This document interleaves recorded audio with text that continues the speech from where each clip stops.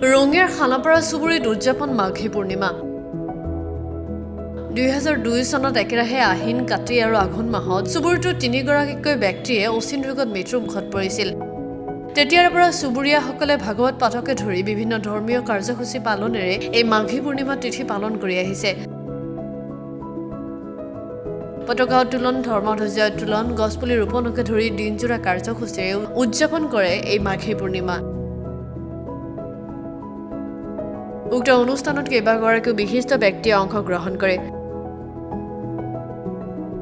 উল্লেখ্য যে মাঘী পূৰ্ণিমা তিথি উপলক্ষে চুবুৰীটোৰ প্ৰতিটো পৰিয়ালে পদূলিমুখত সন্ধিয়া এগছিকৈ বন্তি প্ৰজ্বলন কৰে। আমাৰ খানাপাৰা চুবুৰীত 2003 বৰ্ষত আমি এই মাঘী পূৰ্ণিমাটো উদযাপন কৰি আহিছোঁ। তাৰ আগতে 2002 বৰ্ষত আমাৰ গাঁৱৰ চুবুৰীৰ পৰা একেৰাহে আহিন কাতি আঘোণ মাহত তিনিগৰাকী ব্যক্তি আমাৰ মাজৰ পৰা হেৰাই গৈছিল। তেওঁলোকৰ আত্মাৰ শান্তিৰ কাৰণে আমি 2003 বৰ্ষৰ পৰা এইবাৰ আমাৰ 23তম মাঘী পূৰ্ণিমা তিথি, এই তিথিটো আমি উদযাপন কৰি আহিছোঁ বিভিন্ন ধৰ্মীয় অনুষ্ঠানৰ মাজেৰে।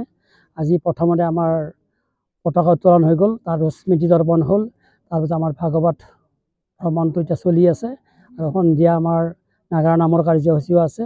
অন্যান্য বিভিন্ন কাৰ্যসূচীৰ মাজেৰে আমি এই অনুষ্ঠানটি পৰিচালনা কৰি আহিছোঁ। 2002 বৰ্ষত যি আমাৰ তিনিগৰাকী ব্যক্তি, অতি কম বয়সীয়া ব্যক্তি একেধাৰে ঢুকালে, খুব মৰ্মাহত হৈছোঁ আমি। হৈ পেলাই ইয়াৰ পৰিত্ৰাণ পোৱাৰ কাৰণে, শান্তি পোৱাৰ কাৰণে, ভৱিষ্যতে এনেকুৱা ঘটনা নঘটে তেতিয়াৰ পৰা আমি ভাগৱত পাঠটো আমি চলাই আহিছোঁ, অনুষ্ঠানটি চলাই আহিছোঁ।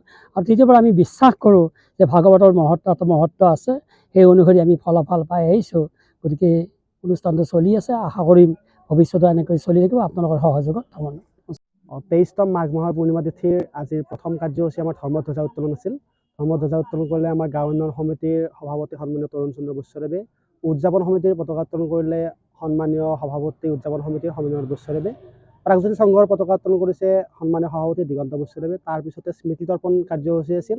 স্মৃতি দৰ্পণ কাৰ্যসূচী আমাৰ গাঁও উন্নয়ন সমিতিৰ লগতে উদযাপন সমিতিৰ বিষয়ববীয়া তথা চাপনীয়াৰ বিশিষ্ট শিক্ষক উজ্জ্বল ডেকা ডাঙৰীয়া আমাৰ মাজত উপস্থিত আছিল, তেখেতেও এই কাৰ্যসূচী ৰূপায়ণ কৰিছে।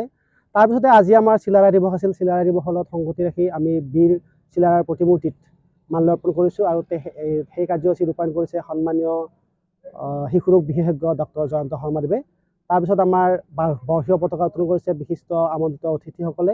আমাৰ সাংস্কৃতিক শোভাযাত্ৰাৰ আগে আগে মুখ্যদ্বাৰ মুকলি কৰিছে অসমৰ জনপ্ৰিয় সংবাদকৰ্মী এঞ্জেলা চাংমাই বাইদেৱে। তেখেতে মুখ্যদ্বাৰ আৰু ভাগৱত শোভাযাত্ৰা শুভ উদ্বোধনী কৰিছে।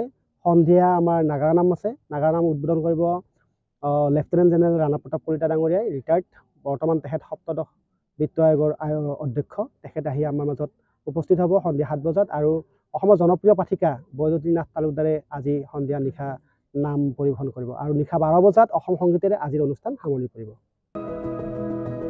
ৰঙিয়াৰ পৰা ইন্টাজ আলী ৰিপৰ্ট, গ্ল'বেল NE 24/7।